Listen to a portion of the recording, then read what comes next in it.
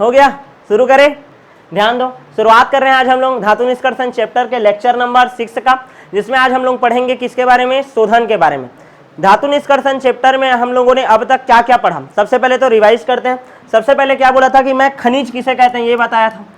सबसे पहले हम लोग क्या पढ़े थे, खनिज किसे कहते हैं। फिर खनिजों में से जो जिससे हमको धातु सुगमता से प्राप्त होता है, आसानी से प्राप्त होता है, सस्ता से प्राप्त होता है, ठीक है, उसको क्या बोलते हैं हम लोग, अयस्क।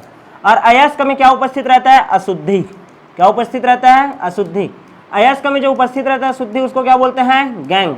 इस गैंग को निकालने का जो प्रक्रिया है इसको बोला जाता है क्या, सांद्रण। तो सबसे पहले हो गया अयस्क का सांद्रण, ये टॉपिक पढ़े थे और इसका बहुत सारा विधि देखे थे, क्लियर है ना। इसमें सबसे ज्यादा एमपी कौन सा है बोला था मैं आप लोगों को, फेन उत्प्लावन विधि, और दूसरा क्या बोला था, निछालन। क्या, निछालन। यहाँ तक क्लियर है। अब सांद्रित हो गया अयस्क का, उसका हम लोग को क्या करना पड़ता है, सांद्रित अयस्क का ऑक्साइड में परिवर्तन। सांद्रित अयस्क का क्या किए थे, ऑक्साइड में परिवर्तन। ऑक्साइड में क्या कर लिए थे, परिवर्तन। और ऑक्साइड में परिवर्तन करने के लिए कितने विधि का उपयोग करते हैं, दो। एक है क्या, भर्जन, और एक है क्या आपका, निस्तापन। वायु की अनुपस्थिति में क्या होता है, निस्तापन, और वायु की उपस्थिति में क्या होता है, भर्जन। ये हो गया था। उसके बाद अयस्क का निस्तापन किए, भर्जन किए, हमको क्या मिल गया था, ऑक्साइड। क्या मिल गया था, ऑक्साइड। तो धातु ऑक्साइड मिला था। अब ये जो धातु ऑक्साइड है उसमें से ऑक्सीजन को क्या करना था, हटाना था। तो धातु ऑक्साइड का क्या हुआ था, अपचयन। क्या पढ़े, धातु ऑक्साइड का अपचयन। यहाँ तक क्लियर है। और धातु ऑक्साइड का जब अपचयन हो गया, अपचयन होने के बाद, ठीक है, आज हम लोग पढ़ेंगे। अब धातु ऑक्साइड का अपचयन होगा तो क्या मिल जाएगा हम लोग को, धातु मिल जाएगा। लेकिन इस धातु में अभी भी क्या रहेगा, कुछ ना कुछ मात्रा में क्या रहेगा, अशुद्धि। क्या रहेगा, अशुद्धि। तो इसको पूरी तरीके से हम लोग को क्या करना है, शुद्ध धातु प्राप्त करना है। और शुद्ध धातु प्राप्त करने का जो प्रक्रिया है उसको हम लोग बोलते हैं क्या, धातु का शोधन। क्या बोलते हैं, धातु का शोधन।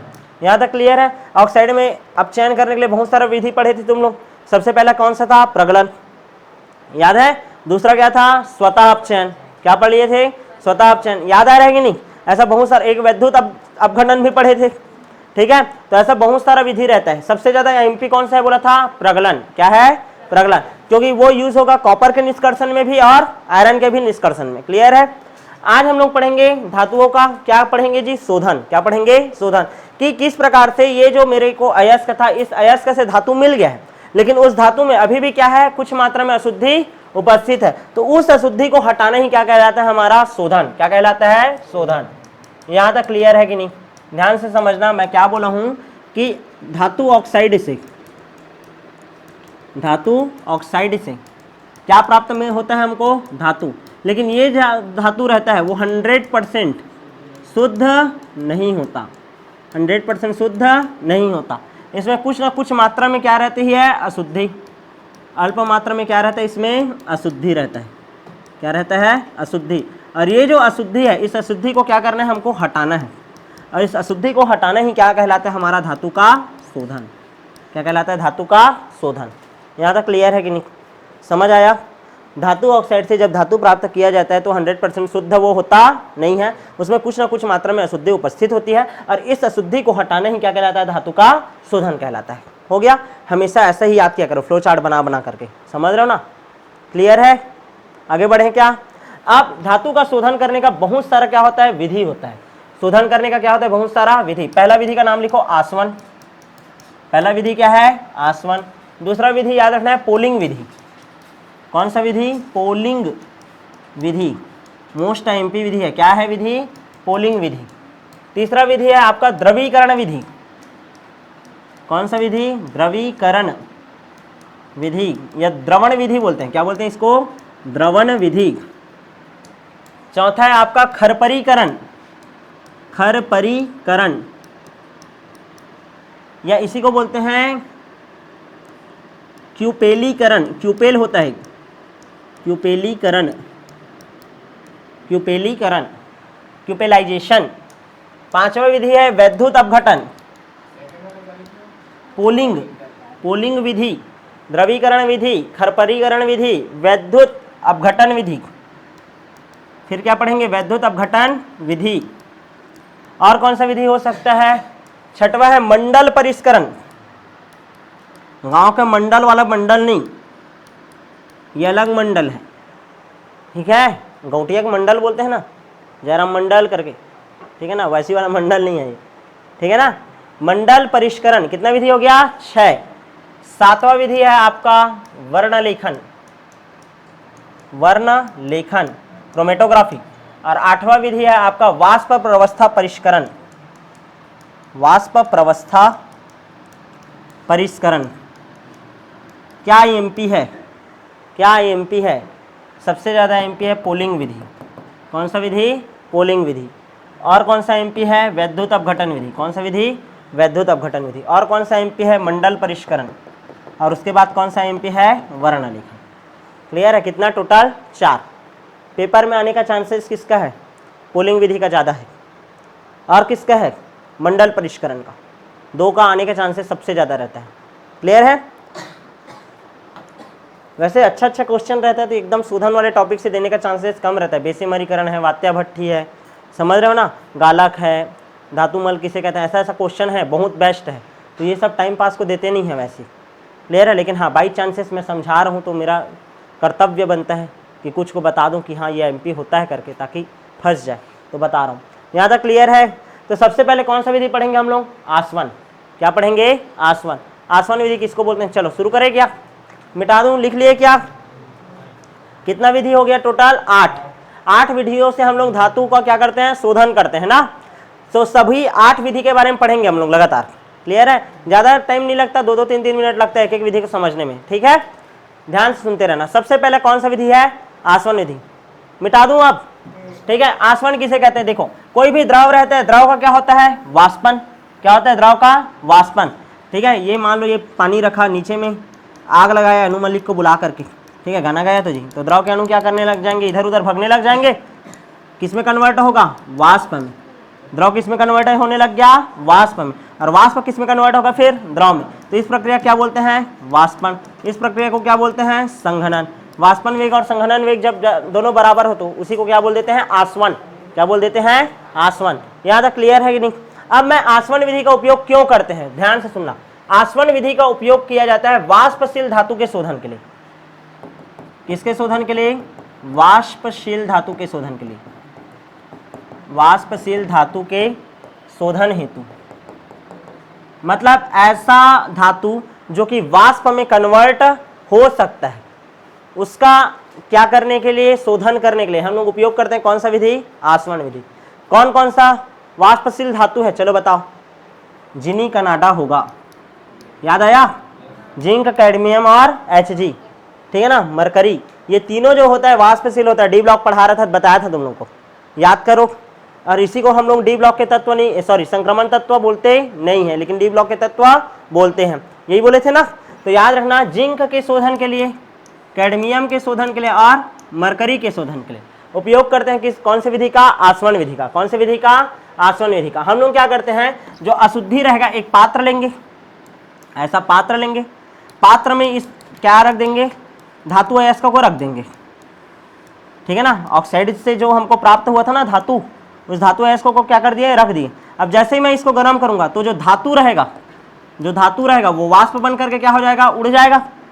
समझ आ रहा है कि नहीं? वाष्प बन करके क्या होने लग जाएगा? उड़ने लगेगा। वाष्प बन के क्या होने लग जाएगा? उड़ने लगेगा। और जो अशुद्धि रहेगा वो कहाँ बैठ जाएगा? नीचे में। कहाँ बैठ जाएगा? नीचे में। और इसको हम लोग क्या करेंगे? संघनित करेंगे इधर। समझ आ रहा है कि नहीं? इधर से गर्म कर रहे हो जी, ठीक है। वो वाष्प बन करके क्या होने लग गया? उड़ने लग गया, उड़ने लगा, ठीक है। तो संघनन नलिका लगाएंगे, यहाँ पास क्या करेंगे? उसको ठंडा करेंगे। तो ये कौन सी अवस्था में आ जाएगा? फिर से अपने कौन से स्टेट में आ जाएगा? ठोस वाले, सॉलिड स्टेट में आ जाएगा। क्लियर है ना? तो इस विधि को ही हम लोग बोलते हैं क्या? आसवन विधि। क्या बोलते हैं? आसवन विधि। क्लियर है कि नहीं? मतलब धातु और अशुद्धि रहेगा, धातु प्लस क्या रहेगा? अशुद्धि। तो ये जो धातु रहेगा ना, वो वाष्पित होगा। धातु रहेगा वो क्या होगा? वाष्पित। और अशुद्धि कहाँ बैठ जाएगा? तली में बैठ जाएगा। क्लियर है? और वाष्पित होगा तो इसका हम लोग क्या कर लेंगे? संघनन। क्या कर लेंगे? संघनन। समझ आया? तो पहला विधि कंप्लीट हो गया। कौन सा विधि? आसवन विधि। समझ आया कि नहीं? एक बार ध्यान से समझो। ऐसा धातु, ठीक है ना, अयस्क से मैं धातु प्राप्त कर डाला, उसमें थोड़ा बहुत अशुद्धि है, अशुद्धि को हटाना है, तो मैं क्या करूँगा? उस धातु को लूँगा, उस धातु को क्या करूँगा? मैं लूँगा। लेने के बाद उसको गर्म करेंगे। गर्म करेंगे तो ये कौन से धातु को लेते हैं? जिंक, कैडमियम और Hg को। ये वाष्पित हो सकता है, तो ये वाष्पित होगा। वाष्पित होगा, संघनन करेंगे और फिर से अपनी स्टेट में आ जाएगा, और जो अशुद्धि रहेगा वो कहाँ बैठ जाएगा, नीचे तली में, यहीं पास। क्लियर है। तो एक विधि हो गया शोधन करने का, कौन सा विधि हो गया, आसवन। कौन सा विधि पढ़ लिए, आसवन। सबको आया समझ, किसी कोई दिक्कत नहीं, आगे बढ़ जाओ। दूसरा विधि मोस्ट एमपी विधि, पोलिंग विधि। कौन सा विधि, पोलिंग विधि। ठीक है,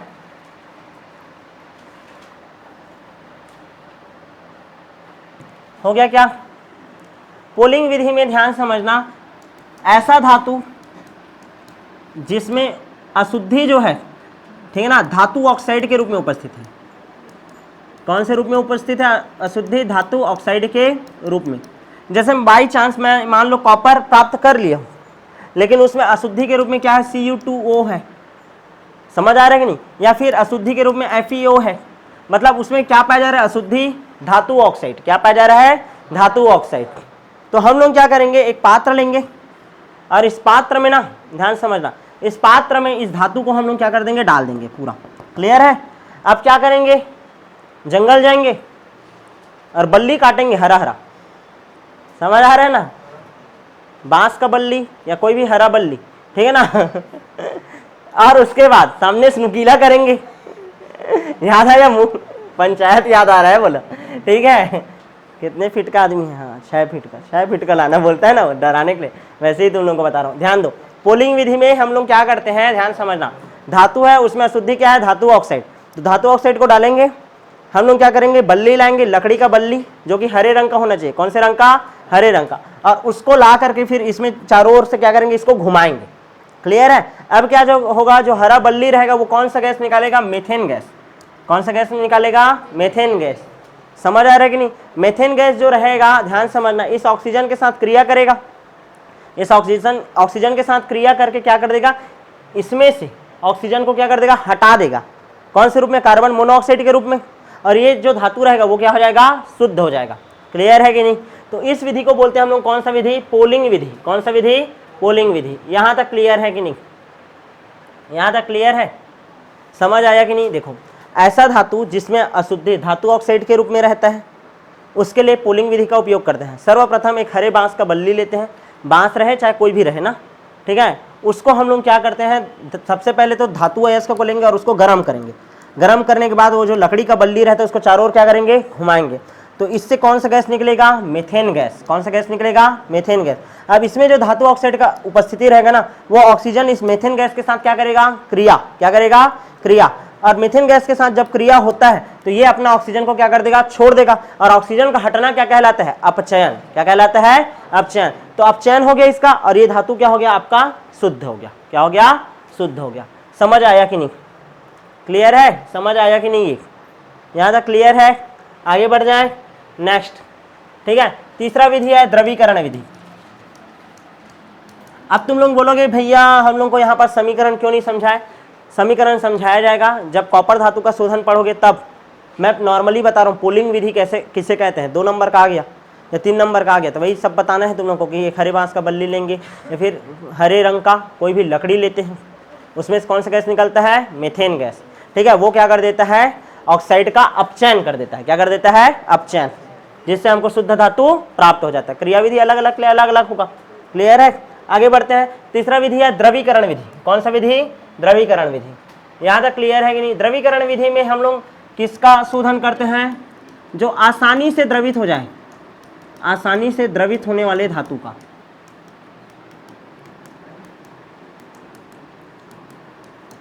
धातु का शोधन करते हैं। देखो आसवन किसके लिए करते थे, वाष्पशील धातु के लिए। दूसरा धातु ऑक्साइड जिसमें अशुद्धि रहता है उसके लिए क्या किया जाता है, बोला हूं मैं पोलिंग। अब तीसरा ऐसा बोल रहा हूं, ऐसा ध्यान समझना, ऐसा धातु जो आसानी से लिक्विड फॉर्म में क्या हो सकता है, चेंज हो सकता है, उसके लिए कौन सी विधि का उपयोग करते हैं, द्रवीकरण। क्या करते हैं, द्रवीकरण। यहां तक क्लियर है कि नहीं। द्रवीकरण में क्या होगा, देखो ऐसे एक तिरछा ढलाने वाला पट्टी लेंगे। तिरछा ढलाने वाला क्या लेंगे, पट्टी, ये फिसल पट्टी टाइप का जी। और यहाँ पास क्या लगा देंगे, आग। क्या लगा देंगे, आग। ठीक है ना, ये आग जल रहा है यहाँ पास, क्लियर है ना, आग लगा हुआ है यहाँ। अब हम लोग क्या करेंगे, यहाँ पास धातु को डालेंगे, धातु है इसका को। अब ये आसानी से द्रवित हो सकता है तो धातु क्या हो जाएगा, द्रव हो जाएगा, मेल्ट हो जाएगा। और मेल्ट होकर के मतलब द्रवित होकर के क्या होने लग जाएगा, बहने लग जाएगा। धातु क्या होने लग जाएगा, द्रवित होने लग गया, धातु क्या हो गया, द्रवित हो गया, और द्रवित होकर के क्या हो रहा है, वो बह रहा है, क्या हो रहा है, बह रहा है। और जो अशुद्धि रहेगा वो कहाँ छूट जाएगा, पीछे, अशुद्धि कहाँ छूट जाएगा, पीछे। याद करो सांद्रण में भी ऐसी विधि पढ़े थे, याद आया, क्लियर है कि नहीं। तो सेम टू सेम है द्रवीकरण विधि, क्लियर है। मतलब ऐसा धातु जो किसमें कन्वर्ट हो सकता है, लिक्विड फॉर्म में कन्वर्ट हो सकता है, उसको हम लोग क्या करते हैं, गर्म करते हैं। तिरछा ढलान वाले में धातु पहले नीचे आ जाएगा और अशुद्धि कहाँ रहता है, पीछे, कहाँ रहता है, पीछे। यहाँ तक क्लियर है कि नहीं, समझ आया, क्लियर है क्या, दिमाग में छाप के रखो ना ये वाला विधि। यहाँ कौन आगे आ रहा है, धातु, क्लियर ना। एक और ऐसा विधि बताऊंगा जिसमें अधातु सामने भागेगा और धातु कहाँ रहेगा, पीछे, क्लियर है। आगे बढ़ जाऊं क्या, 3 विधि हो गया, कितना विधि हो गया, 3। सबसे पहला आसवन, दूसरा पोलिंग, तीसरा द्रवीकरण। चौथा विधि देखे क्या, चौथा है खरपरीकरण। कौन सा विधि बोल रहा हूं मैं, खरपरीकरण।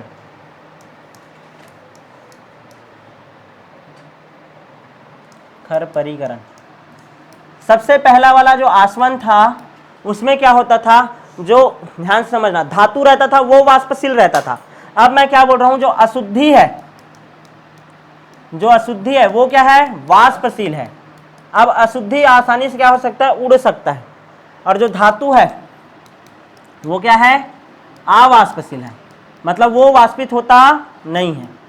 तब इस विधि का उपयोग करते हैं, इसको क्या बोलते हैं हम लोग, खरपरीकरण। क्या बोलते हैं, खरपरीकरण। क्या करते हैं हम लोग, एक हड्डी के राख का बना हुआ एक पात्र होता है, हड्डी के राख का बना हुआ एक पात्र होता है, इस पात्र को हम लोग बोलते हैं क्रूसिबल। क्या बोलते हैं, क्रूसिबल। क्या बोलते हैं, क्रूसिबल। इस क्रूसिबल में इसको रखते हैं, अशुद्धि प्लस धातु को, क्लियर है ना। मतलब ऐसा धातु जिसमें क्या रहता है, अशुद्धि रहता है। यहाँ तक क्लियर है कि नहीं। और इसको हम लोग क्या करते हैं, गर्म करते हैं। क्या करते हैं, गर्म करते हैं। समझ आ रहा है कि नहीं, ठीक है। इसमें अशुद्धि जो रहता है वो वाष्पशील होता है, धातु रहता है वो अवाष्पशील होता है।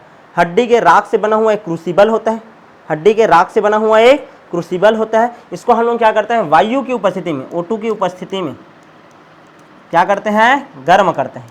O2 की उपस्थिति में क्या करेंगे, गर्म करेंगे, जिससे क्या हो जाएगा, जितना भी तुम्हारा ये अशुद्धि रहेगा वो क्या हो जाएगा, वाष्पित हो जाता है। क्या हो जाता है, वाष्पित। और हमको शुद्ध धातु क्या हो जाता है, प्राप्त हो जाता है। कोई दम है इसमें, ठीक है। खप्पर लिए हो, खरपरीकरण कर रहे हो, याद रख सकते हो, क्लियर है क्या, ठीक है। सिल्वर से लेड का अशुद्धि को अलग करने के लिए उपयोग करते हैं। एजी में उपस्थित लेड की अशुद्धि को दूर करते हैं।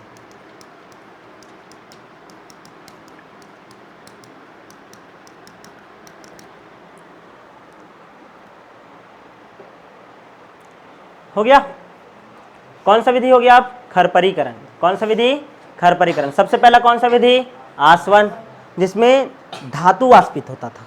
दूसरा पोलिंग विधि, लकड़ी का बल्ली वाला। तीसरा कौन सा विधि है, द्रवीकरण। और चौथा कौन सा हो गया, खरपरीकरण। क्लियर है, कितना विधि हो गया शोधन का, 4। नेक्स्ट विधि देखो, 5वां, जो तुम लोग जानते हो अच्छा खासा, मिटा दूं, वैद्युत अपघटनी विधि। कौन सा विधि, वैद्युत अपघटनी विधि। वैद्युत अपघटन होगा जी,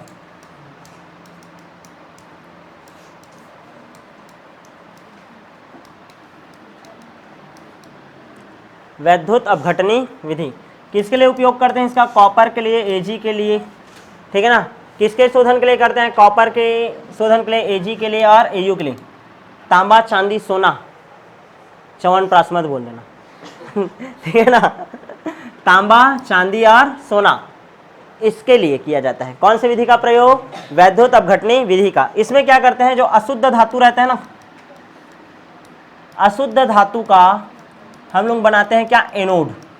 क्या बनाते हैं, एनोड। क्लियर है ना। अशुद्ध धातु का क्या बनाते हैं, एनोड। और शुद्ध धातु का, शुद्ध धातु का क्या बनाते हैं, कैथोड। क्या बनाते हैं, कैथोड। यहाँ तक क्लियर है। अशुद्ध धातु का क्या बनाते हैं, एनोड, और शुद्ध धातु का क्या बनाते हैं, कैथोड। विधि समझो तब समझ आएगा अच्छे से। ये देखो, एक पात्र लिए, हम लोग को क्या करना है, कॉपर का शोधन करना है। किसका? कॉपर का। ये एग्जांपल ले रहा हूँ, किसका शोधन करना है? कॉपर का। तो मैं क्या करूंगा, जो कॉपर अशुद्ध है ना उसका छड़ लिया, मोटा वाला, ठीक है ना, और एक शुद्ध कॉपर का छड़ लिया हूँ। क्लियर है? ये अशुद्ध कॉपर का छड़ है, अशुद्ध कॉपर का छड़ है, जो कि किसके रूप में काम कर रहा है बोल रहा हूँ मैं? एनोड के रूप में। कौन से रूप में काम कर रहा है? एनोड के रूप में। और ये शुद्ध कॉपर का छड़ है, जो कि कौन से रूप में काम कर रहा है बोल रहा हूँ मैं? कैथोड के रूप में। कौन से रूप में काम कर रहा है? कैथोड के रूप में। एनोड है तो कौन सा चार्ज है? Plus charge. कैथोड है तो कौन सा चार्ज? Minus charge. क्योंकि विद्युत अपघटन पढ़ा रहा हूँ, विद्युत रसायन नहीं पढ़ा रहा हूँ, विद्युत अपघटन पढ़ा रहा हूँ ना। तो यहाँ पास क्या करूँगा मैं? करंट सप्लाई के लिए लगा दूंगा तार। क्लियर है? यहाँ तक क्लियर है? यहाँ पास कौन सा विलयन डालूंगा? चलो बताओ। कॉपर का छड़ है तो कॉपर सल्फेट का। किसका? कॉपर सल्फेट का। यहाँ तक क्लियर है कि नहीं? अब क्या क्या अभिक्रिया होते हैं ध्यान से समझना। कॉपर सल्फेट जो रहेगा, जैसे ही करंट सप्लाई होगा कॉपर सल्फेट टूटेगा। कॉपर सल्फेट किसमें टूटेगा? Copper 2 plus plus SO4 2 minus. किसमें टूटेगा? SO4 2 minus. यहाँ तक क्लियर है कि नहीं? अब ध्यान देना, इस माइनस चार्ज,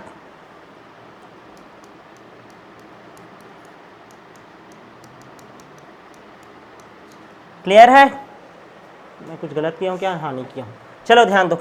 अब ये जो रहेगा कॉपर 2 प्लस, ये इधर जाएगा, पहले तो प्लस चार्ज है ना, सॉरी एक मिनट रुको यार, ये वाला ध्यान से समझने का कोशिश। ये कॉपर 2 प्लस किधर जाएगा? इधर जाएगा। अच्छा, ये जो कॉपर का एनोड है ना, ध्यान से समझना, कैसे तुम लोगों को बताऊं रासायनिक अभिक्रिया, एक मिनट ना, ध्यान से समझना।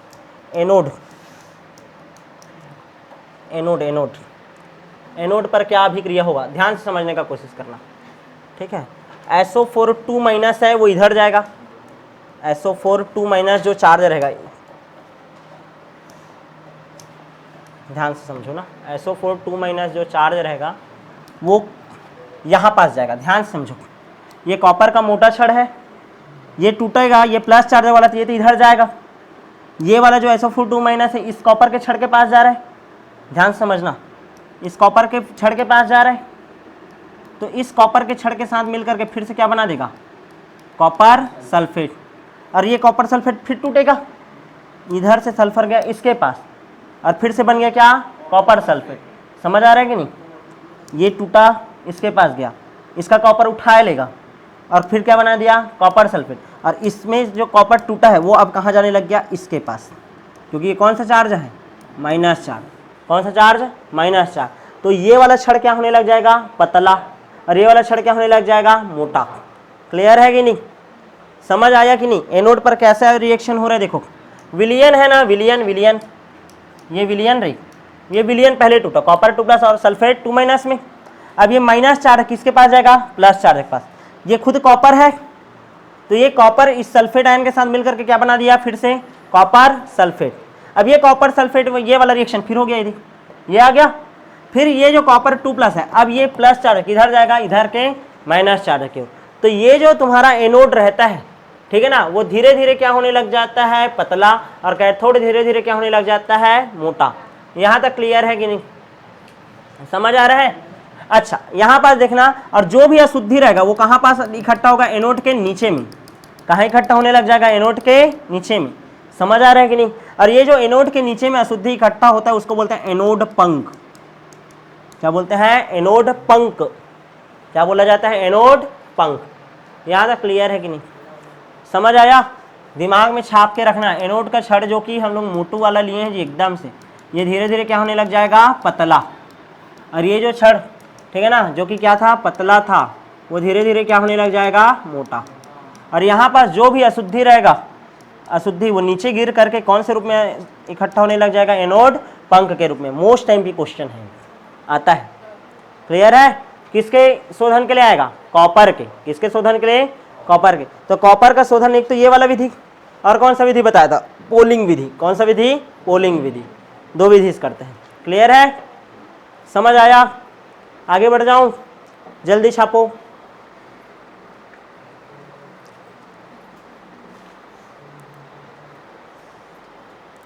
अच्छा, एनोड का लिख दिया हूं, कैथोड का भी लिख दूं?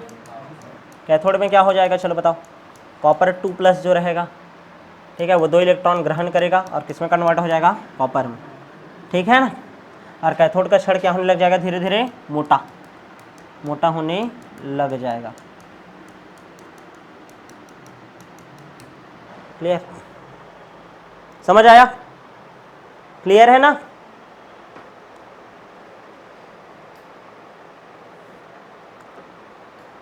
दिमाग में छाप कर सिर्फ ये रखना, 1 नंबर का क्वेश्चन यदि आएगा, ठीक है ना, कि जब विद्युत अपघटनी विधि द्वारा शोधन किया जाता है तो एनोड वो पतला रहता है कि मोटा रहता है, अशुद्ध धातु का पतला छड़ बनाया जाता है कि मोटा छड़ बनाया जाता है अशुद्ध का। क्लियर है ना, वो कई मोस्ट टाइम पे क्वेश्चन है ना, कई बार पूछा हुआ है, ठीक है। 2017 के पहले, 18 के पहले भयानक यही क्वेश्चन आता था, ठीक है। आगे बढ़ जाऊं क्या मैं, नेक्स्ट विधि देखें, हो गया पीछे, ठीक।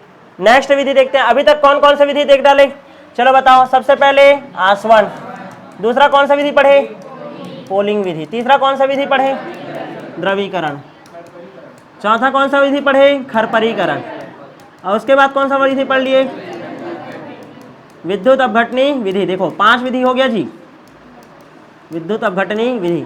किसी में कोई दिक्कत है क्या, नहीं। सबसे ज़्यादा एमपी पोलिंग, दूसरा कौन सा है, विद्युत अपघटनी विधि। क्लियर है, दोनों थोड़ा समझने लायक है। आगे बढ़े, नेक्स्ट विधि देखो, नेक्स्ट है मंडल परिष्करण। मंडल परिष्करण,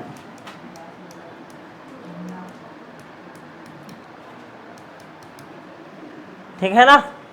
मंडल परिष्करण ऐसी धातु का करते हैं जिसमें जो गलित अवस्था रहता है ना, गलित अवस्था में अशुद्धि अधिक होती है।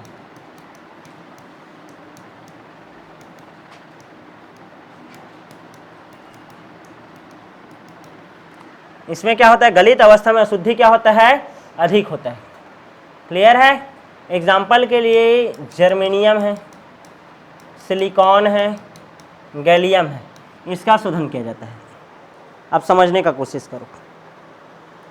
चलो लिख लिए, बॉटल को देखो, देखो ये है ठोस अवस्था में। मान लो इसको मैं गलाऊं, ध्यान समझना ना, ये मैं बना दिया इसको, धातु को। क्लियर है ना, इसको बनाया है। अब इसको जैसे ही गलाएंगे तो जैसे ही गलेगा ना, ये यहाँ पास ध्यान देना, ठीक है। ये ऐसा धातु का इसको बनाया, ऐसे रखा हूँ मैं हीटर लाऊंगा। क्या लाऊंगा, हीटर। चलो और भाई हीटर बनाते हैं। कहाँ से हीटर लाओगे भैया, कुछ भी कर रहे हो, करना पड़ेगा, ध्यान दो। ये हीटर है ना, इस हीटर को क्या कर रहा हूँ मैं, ध्यान दो, ऐसे इसके ऊपर चलाते जा रहा हूँ। चलाऊंगा इस हीटर को तो ये क्या हो जाएगा, गलने लगेगा। क्या होने लग जाएगा, गलने लगेगा। तो गलेगा जब ये, तो ऐसे ऐसे धीरे धीरे ऐसे गलने लग गया, ये गलने लग गया। ध्यान समझना, जब ये गलेगा तो यहाँ पास क्या रहेगा, अशुद्धि रहेगा।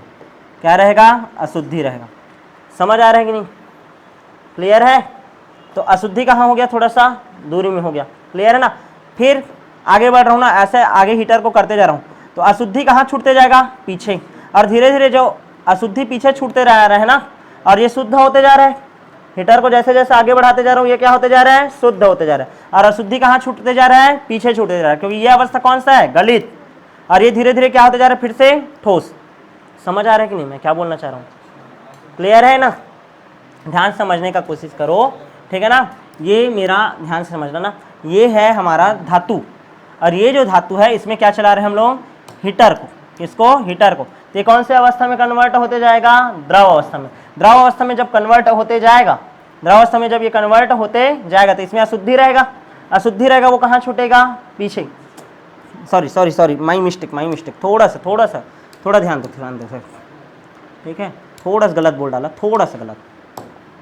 ये देखो, ये गर्म है, इस हिस्सा आगे बढ़े तो ये हिस्सा गर्म होगा, तो गलित अवस्था कहाँ रहेगा, सामने की ओर रहेगा ना, सामने की ओर रहेगा गलित अवस्था। तो अशुद्धि कैसे बढ़ते जाएगा, यहाँ पास से ना, ये देखो एकदम आसान है ना, दिखा दो उसको। ये ऐसा समझो, ये जो बॉटल है ना, बॉटल के अंदर वो क्या लगा रहा हूँ, हीटर लगा रहा हूँ। हीटर जैसे जैसे आगे बढ़ रहा है, ये पिचकते जा रहा है, ऐसे पिचकते जा रहा है, तो इसके अंदर का जो पानी है वो कहाँ निकलते जाएगा, ऐसे सामने बाहर निकलते जाएगा। समझ आ रहा है कि नहीं, क्लियर है। तो इसमें भी सेम टू सेम है ना, हीटर चलाते जा रहे हैं, ऐसे ऐसे ऐसे ऐसे आगे बढ़ते गए, आगे बढ़ते जा रहे हैं ना हीटर।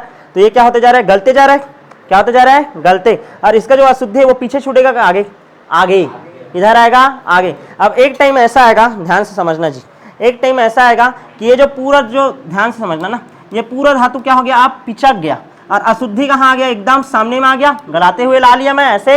अब ये अशुद्धि वाले पार्ट को क्या कर देंगे हम लोग, कट कर देंगे और ये हमारा शुद्ध धातु क्या हो गया, प्राप्त। और इसी चीज को क्या बोला जाता है, मंडल परिष्करण। क्या बोला जाता है, मंडल परिष्करण।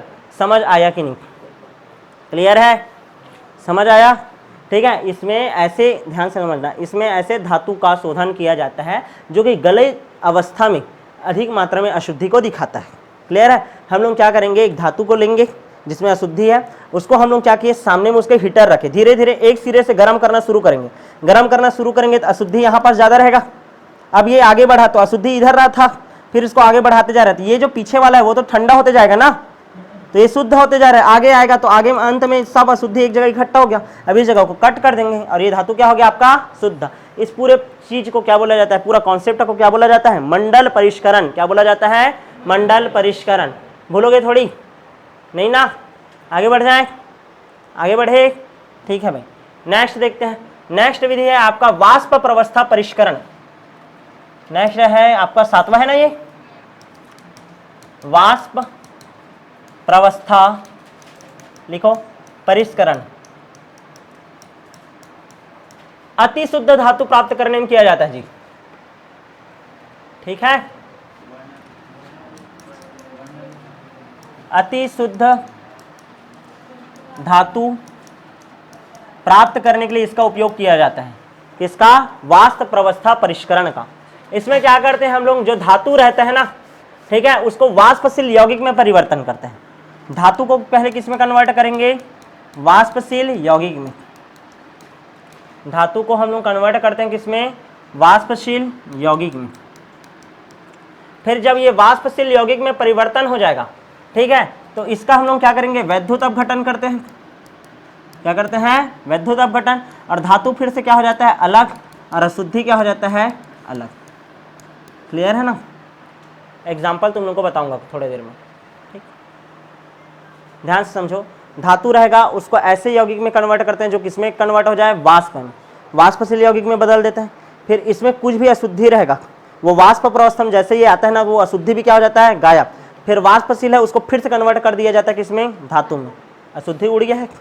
क्लियर है, ऐसा है कहानी। इसको बोलते हैं वाष्प प्रवस्था परिष्करण। मतलब धातु है उससे और ज्यादा शुद्ध करना है तुम लोगों को, समझ आ रहा है कि नहीं। तो उसको क्या करना है, बस वाष्पशील यौगिक में बदलना है। वाष्प बनाओगे तो अशुद्धि भी उड़ेगा, फिर वो जो वाष्पित हो गया धातु उसको फिर से ला दो मूल अवस्था में। क्लियर है। आता है क्या, नहीं आता है, छोड़ो, मारो गोली, आगे बढ़े। 8वां, ठीक है। अच्छा, एक और विधि देख लो, वान आर्केल विधि। वाष्प प्रवस्था परिष्करण में ही बताया जाता है कि इसको वान आर्केल, ध्यान देना ना, मैं बोला ना वाष्प अवस्था में चेंज करना है। कौन से अवस्था में चेंज करना है, वाष्प प्रवस्था में। तो दो तरीका से करते हैं, एक तो होता है तुम्हारा अमलगम विधि, कल बताया था मैं।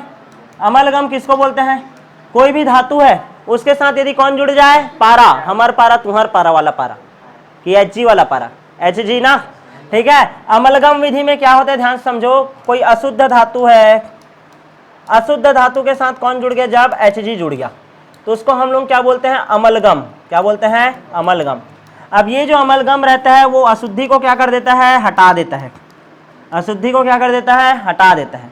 अब उसके बाद जो हमारा धातु है ना, अब ये जो अमलगम है अशुद्धि से हट गया, अब इसमें क्या बचा है, अमलगम में धातु बस बचा है, और क्या बचा है, Hg बचा है। क्या बचा है, Hg।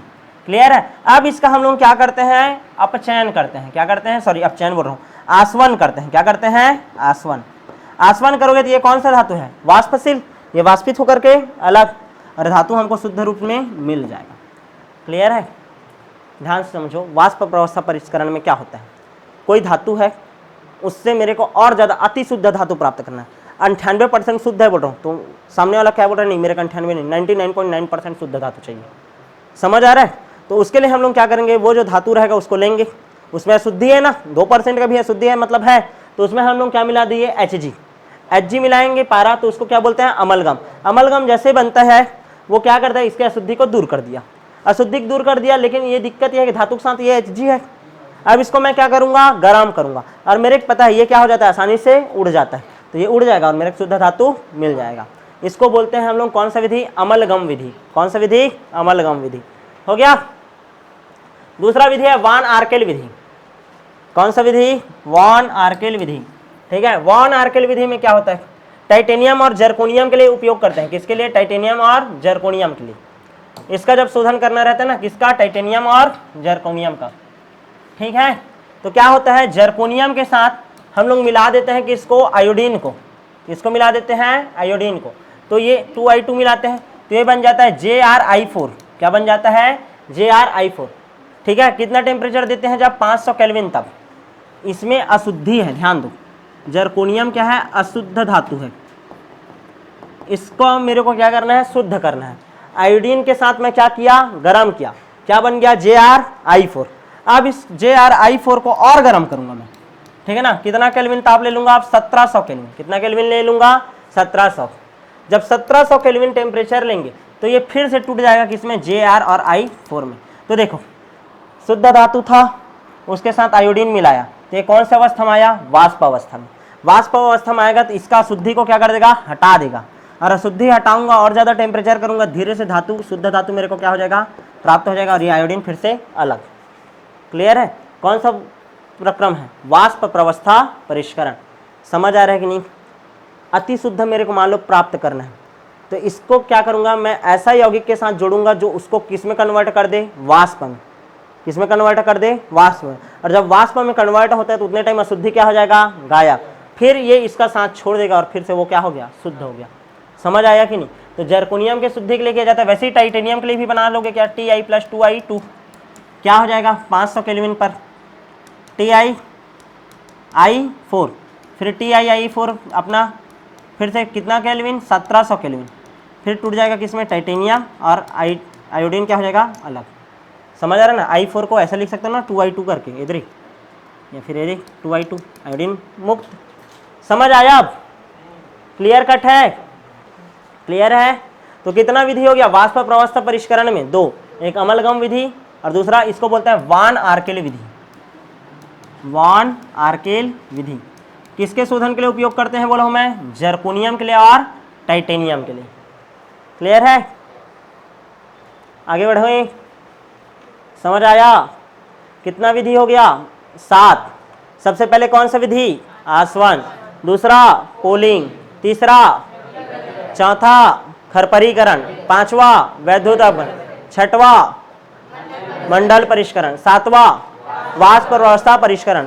कितना इसका भाग है, 2। पहला, ठीक है, दूसरा वान आर्केल विधि। कौन सा विधि, वान आर्केल विधि। टोटल थ्योरी ही चल रहे देखो अभी तक। ठीक है, नेक्स्ट विधि, एक इसको बोलते हैं मांड विधि, उसी का ही है, वाष्प प्रवस्था परिष्करण है ना यदि, इसका तीसरा एक और है मांड विधि। जब निकिल का हम लोग क्या करेंगे, निकिल का शोधन करेंगे। किसका, निकिल का। किसका शोधन, निकिल रे, निकिल। ठीक है ना, कॉपर जिंक निकिल वाला। ठीक है, निकिल कॉपर जिंक ऐसे पढ़ते हैं ना रे, 28, 29, 30। मांड विधि, ठीक है ना। इस विधि में क्या होता है, निकिल के साथ हम लोग किसको मिलाते हैं, कार्बन मोनोऑक्साइड को। किसको मिलाते हैं, कार्बन मोनोऑक्साइड को। ध्यान से समझना, कार्बन मोनोऑक्साइड को जैसे मिलाएंगे तो एक यौगिक बनता है NiCO4, निकिल कार्बोनिल। क्या बनता है, निकिल कार्बोनिल। यहाँ तक क्लियर है कि नहीं। ये जो निकिल है वो कैसा है, अशुद्ध है। क्या है, अशुद्ध है। और ये जो यौगिक बना वो कैसा बना, वाष्पशील। कौन सा यौगिक बना, वाष्पशील। जैसे ही वाष्पशील बनेगा ये अशुद्धि क्या हो जाएगा, फिर से गायब। अब ये NiCO4 फिर से क्या हो जाएगा, टूट जाएगा। NiCO4 क्या हो जाएगा, फिर से टूटेगा और कन्वर्ट हो जाएगा Na+4CO। इसमें कन्वर्ट हो जाएगा Na+4CO। टेम्परेचर बस का खेल है, 350 केल्विन और ये 450 केल्विन। क्लियर है, चलो भाई हो गया। यहाँ अशुद्धि अलग हुआ है ना, क्लियर। ध्यान दो, वाष्प प्रवस्था परिष्करण कितना, 3। सबसे पहले अमलगम विधि, ठीक है, मरकरी के साथ। दूसरा वान आर्केल विधि, आयोडीन के साथ। किसके शोधन के लिए, जर्कोनियम और टाइटेनियम के लिए। तीसरा है मांड विधि, मांड स्टार्च वाला। मांड, ऐसे याद रखना, मांड विधि, निकिल, ठीक है। निकिल को शुद्ध करने के लिए क्या डालते हैं उसमें, कार्बन मोनोऑक्साइड, कार्बन मोनोऑक्साइड के साथ क्रिया करता है निकिल, NiCO4 बनाता है जो कि वाष्पशील होता है, अशुद्धि को फेंक दिया, फिर ये फिर से टूट जाएगा Na+4CO। अब ये जो निकिल है वो क्या है, शुद्ध है, ये जो निकिल है अब वो क्या है, शुद्ध है। समझ आइस कि नहीं आइस, आइस ना। सातवां का कितना, 3, आठवां विधि, लास्ट विधि, क्रोमेटोग्राफी या वर्ण लेखन। चलो इसको मिटा दूं क्या, लिख लिए, जल्दी लिखो, जल्दी जल्दी।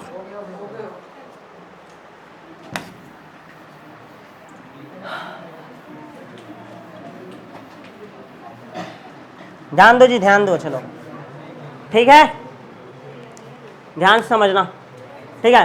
क्रोमेटोग्राफी विधि, वर्ण लेखन 11वीं क्लास में पढ़ाया था, वर्ण लेखन या क्रोमेटोग्राफी,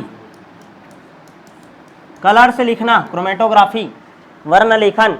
ध्यान से समझो, जब अशुद्धि बहुत ही कम मात्रा में उपस्थित हो, मतलब मैं ऐसा बोल रहा हूं कि मेरे पास जो धातु है, ठीक है ना, वो 99.40% शुद्ध है, तो बोल रहा है कि नहीं मेरे को 100% शुद्ध चाहिए। अशुद्धि कितना है, मात्र 0.60% है, 0.60%, 1% से भी कम। समझ आ रहा है कि नहीं, मतलब जब अशुद्धि का मात्रा बहुत ही क्या होता है, अल्प मात्रा में हो, क्या हो, अल्प मात्रा में, तब इस विधि का उपयोग करते हैं। जब अशुद्धि क्या हो, अल्प मात्रा में उपस्थित हो, तब इस विधि का क्या करते हैं, उपयोग करते हैं। कौन से सिद्धांत पर काम करता है, अधिशोषण सिद्धांत पर। कौन से सिद्धांत पर काम करता है, अधिशोषण। कौन से सिद्धांत पर काम करता है ये, अधिशोषण सिद्धांत पर। क्लियर है ना, क्या होता है ध्यान से समझना, ठीक। शुरू करें,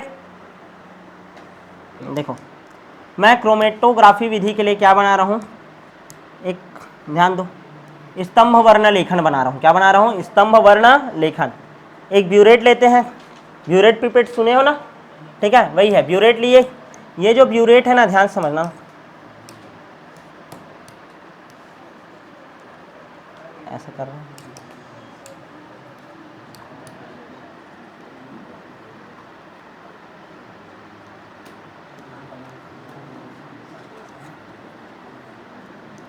ठीक। ध्यान से समझने का कोशिश करो जी।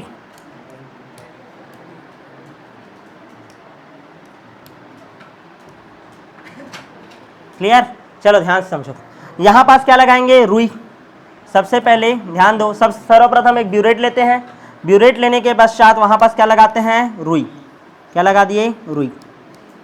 रुई लगाने के बाद यहां पास डाल देते हैं क्या, रेत। क्या डाल देते हैं, रेत, ठीक है ना, क्या डालते हैं, रेत। याद आया, ठीक है। अब उसके बाद यहां पास ध्यान से समझने का कोशिश करो, ठीक है। ये वाला जो एरिया है ना, यहां पास क्या डालते हैं, एल्यूमिना। क्या डालते हैं, एल्यूमिना, Al2O3, Al2O3, एल्यूमिना बोलते हैं, एल्यूमिना, ALUMINA, एल्यूमिना डालते हैं। क्या डालते हैं, एल्यूमिनिया, एल्यूमिना, जो कि किसकी तरह काम करता है, अधिशोषक की भांति। किसकी तरह काम करता है, अधिशोषक की भांति। इसके बाद फिर से यहाँ पास फिर क्या डाल दोगे, रेत। क्या डाल दोगे, रेत। क्या डाल दिए, रेत। समझ आया। अब ध्यान समझो, इसमें होता क्या है, जिस धातु को तुमको क्या करना है, शुद्ध करना है, जिस धातु को हमको क्या करना है, शुद्ध करना है, उस धातु अयस्क को हम लोग यहाँ डालेंगे, उस धातु अयस्क को क्या करेंगे, डालेंगे। जब धातु अयस्क को डालेंगे तो उसमें जो भी अशुद्धि रहेगा, ये धीरे धीरे देखो द्रव अवस्था में कन्वर्ट करेंगे। पहले तो धातु अयस्क को कौन से अवस्था में कन्वर्ट कर लेंगे, द्रव अवस्था में। द्रव अवस्था में द्रव मिश्रण में डालने पर जो धातु रहेगा, ये जो धातु रहेगा एक निश्चित जगह में जाकर के क्या हो जाएगा, रुक जाएगा। और इसमें उपस्थित अशुद्धि जो रहेगा, ठीक है ना, मान लो कोई एक अशुद्धि है वो इस सतह पर आकर के अधिशोषित होगा, कोई और दूसरा शुद्धि रहेगा वो यहाँ पास आकर के इकट्ठा होगा, और कोई तीसरा शुद्धि रहेगा वो यहाँ पास आकर के इकट्ठा होगा। समझ आ रहा है कि नहीं। और सब अलग अलग कलर बनाएंगे। इसी को बोला जाता है क्या, क्रोमेटोग्राफी। क्या बोला जाता है, क्रोमेटोग्राफी। अब जब मेरे को ये शुद्ध धातु को प्राप्त करना है, मैं क्या करूंगा, यहाँ पास का ये जो बंद किया हूँ ना, इसको ऐसे खोलेंगे, और यहाँ पास से ये पहला शुद्धि, इसको क्या कर देंगे, अलग। फिर समझ आ रहा है ना, ये नीचे आएगा, फिर यह दूसरा शुद्धि रहेगा उसको अलग कर लेंगे, फिर तीसरा शुद्धि को अलग कर लेंगे, और लास्ट में हमको शुद्ध धातु प्राप्त हो जाता है। कॉन्सेप्ट समझा रहा हूं मैं, समझ आया कि नहीं। क्लियर है? ठीक है। अलग अलग स्तर पर अलग अलग अशुद्धियां क्या होती है? अधिशोषित होती है। क्या होती है? अधिशोषित होती है, और तब जाकर के हमको शुद्ध धातु मिलता है। पूरा थ्योरी आपको नोट सब मिल जाएगा। कॉन्सेप्ट समझ आया कि नहीं? एक ब्यूरेट लेते हैं, ब्यूरेट में क्या लगा रहता है? रुई, उसके ऊपर क्या रहता है? रेत, उसके बाद रहता है एल्यूमिना, फिर ऊपर में लगा दिए रेत। अब द्रव मिश्रण के साथ धातु अयस्क को डालेंगे। धातु अयस्क में जो भी अशुद्धि रहता है वो अपनी अधिशोषण क्षमता के आधार पर अलग अलग भागों में क्या हो जाता है? पृथक्कृत हो जाता है। फिर ये जो लास्ट में इसका जो नली रहता है उसको खोलेंगे और जितना भी अशुद्धि अलग अलग है उसको क्या कर सकते हैं? अलग अलग कर सकते हैं। अंत में हमको शुद्ध धातु प्राप्त हो जाता है। क्लियर है? यह है आपका वर्णग्राफी या क्रोमेटोग्राफी, वर्ण लेखन। क्लियर है? ठीक है। तो इसी के साथ हमारा ये जो धातु निष्कर्षण चैप्टर का लेक्चर नंबर 6 था वो क्या होता है? कंप्लीट। एक हिसाब में ये पूरा चैप्टर कवर हो गया। अब हम लोग को अलग अलग 4 धातुओं के निष्कर्षण के बारे में पढ़ना है। जितना विधि पढ़े उसी का फिर से पुनरावृत्ति होगा। बस आप लोगों को रासायनिक समीकरण याद करना पड़ेगा। ठीक है ना? हम लोग सबसे पहले तो पढ़ेंगे कॉपर का निष्कर्षण, उसके बाद जो नेक्स्ट वीडियो रहेगा उसमें आयरन का निष्कर्षण, फिर जिंक और एल्यूमिनियम का निष्कर्षण। मतलब आने वाले 4 लेक्चरों में आपका ये चैप्टर क्या हो जाएगा? कंप्लीट। तो मिलते हैं आप नेक्स्ट वीडियो में।